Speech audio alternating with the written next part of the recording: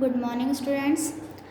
आज मैं आप लोगों का हिंदी का फर्स्ट चैप्टर पढ़ाने जा रही हूँ, जिसमें बच्चों कविता है। और इस कविता के कवि डॉक्टर बैजनाथ सिंगल जी हैं। और इस चैप्टर का नाम है जय जय भारत। ठीक है। इस कविता में बच्चों जो कवि हैं वो अपने देश की महिमा का गुणगान कर रहे हैं। ठीक है। तो इस अध्याय में हम अपने भारत देश की गरिमा और महिमा के बारे में पढ़ेंगे। इसमें जो भारत देश है उसका प्राकृतिक, सांस्कृतिक एवं सामाजिक विशेषताओं का बड़ा ही सुंदर वर्णन किया गया है। और किसके द्वारा किया गया है? डॉक्टर बैजनाथ सिंगल जी के द्वारा किया गया है। ओके, तो मैं आप लोगों को पहला पैराग्राफ पहले पढ़ के बताती हूँ, फिर मैं इसका आप लोगों को अर्थ समझाऊंगी। आप लोग ध्यान से देखेंगे और सुनेंगे। जय जय भारत राष्ट्र महान, उज्जवल तेरी गौरव गाथा, स्वर्णिम है तेरा इतिहास, हुआ तुम्हारे ही आंगन में मानवता का प्रथम विकास। वेद पुराणों में अंकित है तेरी महिमा का गुणगान, जय जय भारत राष्ट्र महान।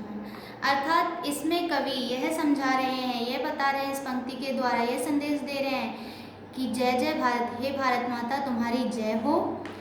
तुम्हारी गौरव गाथा सदैव ही उज्जवल रही है और जो तुम्हारा इतिहास है वो स्वर्ण अक्षरों में ही लिखा गया है और बड़ा ही सुंदर उसका वर्णन इतिहास में किया गया है। तुम्हारे ही आंगन से जो मानवता का प्रथम विकास हुआ है, मानवता का प्रथम विकास भारत से ही हुआ है। और वेद पुराणों में भी इस गुणगान का, भारत के गुणगान की महिमा अंकित है। जय जय भारत राष्ट्र महान, ऐसे राष्ट्र की जय हो। अब देखिए, ये फर्स्ट पैराग्राफ है। पहला पैराग्राफ मैंने आप लोगों को समझा दिया है।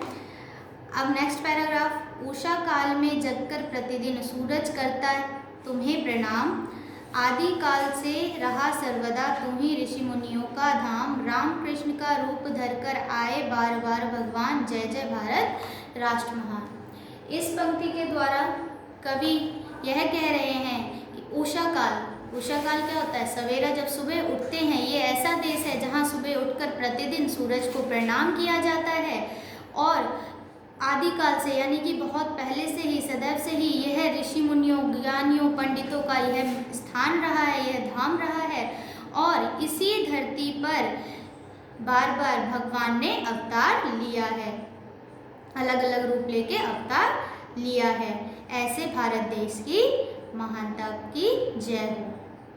ठीक है। नेक्स्ट पैराग्राफ है, तुमने ही सारी जगती में भातृभाव का किया प्रसार, तुमने ही सहिष्णुता सिखलाई जो सब धर्मों का आधार, तेरी रक्षा में हम सब मिलकर देंगे जीवन बलिदान, जय जय भारत राष्ट्र महान। इस पंक्ति में कवि यह समझा रहे हैं कि यही ऐसा देश है, भारत ही ऐसा देश है जहाँ पे भातृभाव यानी कि भाईचारा सिखाया गया और पूरे दुनिया में इसका प्रसार किया गया। इसी से ही पूरी दुनिया में इसका प्रसार हुआ। तुमने ही सहिष्णुता सिखलाई, तुम्ही ने सबके साथ मिलकर, सभी धर्मों के साथ मिलकर रहना सिखलाया। और हमारा ये धर्म बनता है कि हमें बलिदान देकर भी, अगर हमें अपने जीवन का बलिदान देकर भी तुम्हारी रक्षा करनी पड़े तो हम करेंगे। ऐसे भारत देश की जय हो। तो मैंने आप लोगों को तीनों पैराग्राफ का अर्थ समझा दिया है। ठीक है। तो आप लोग वीडियो देखेंगे और जो नहीं समझ आता है, जिस पैराग्राफ का मीनिंग आप लोगों को अर्थ नहीं समझ आता है, वो स्कूल में आके पूछ सकते जब आप कॉपी चेक कराने आएंगे। ओके।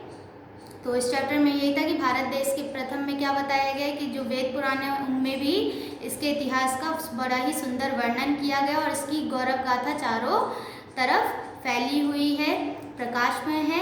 और ये भारत देश ऐसा देश है जहाँ पे उषा काल में उठकर, प्रातः काल में उठकर सभी सूर्य को प्रणाम करते हैं। और हमेशा से ही भारत देश ही एक ऐसा देश है जहाँ ऋषि मुनियों, ज्ञानियों, पंडितों का स्थान रहा है। और यही एक ऐसा देश है जहाँ पे बार बार भगवान ने अलग अलग रूप लेकर अवतार लिया है। और यही एक ऐसा देश है जो सब धर्मों को एक साथ मिलकर रहना सिखलाता है, भाईचारा सिखलाता है। ओके, तो ये चैप्टर आप लोगों का, ये पोएम कंप्लीट होता है, अर्थ मैंने समझा दिया है। नेक्स्ट डे मैं आप लोगों को इसका वर्ड मीनिंग और एक्सरसाइज सेंड करूँगी, तब तक आप लोग इसका अर्थ समझेंगे और इस पोएम को रीड करेंगे। Okay, thank you.